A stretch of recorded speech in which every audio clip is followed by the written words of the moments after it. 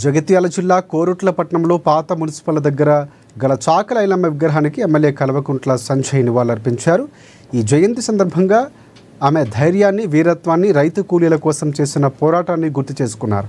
చాకలి ఐలమ్మ కేవలం ఒక మహిళ మాత్రమే కాదు, తెలంగాణ ఉద్యమ చరిత్రలో అజరామరమైన శక్తి అని కొనియాడారు. ఆమె తెలంగాణ మహిళల ఆత్మవిశ్వాసానికి ప్రతీక అని, సమాజంలో న్యాయం కోసం, అణగారిన వర్గాల కోసం కృషి చేసిన ఆమె పోరాటాన్ని మనమందరం ఆదర్శంగా తీసుకోవాలని ఆమె అని పేర్కొన్నారు. ఆయన మహిళలకు మనం స్ఫూర్తి ఇవ్వాలి.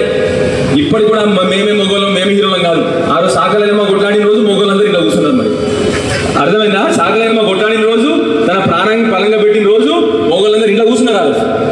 ఆ రోజు ఇంకో గొప్ప విషయం చెప్పాలి. మన కోరుట్ల టౌన్లో చాకలి ఐలమ్మ కోసం కొట్లాడిన మనిషి మళ్ళీ ముందలే ఉన్నాడు. చాకలి ఐలమ్మ ముందట ఎవరు?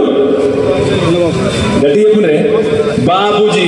తన కోసం ఆ రోజు కొట్లాడిన అడ్వకేట్ ఎవరంటే లక్ష్మణ్ బాబూజీ. ఇది గొప్ప విషయం. అసలు మనందరం కోరుట్లలో చాలా గర్వపడాలి.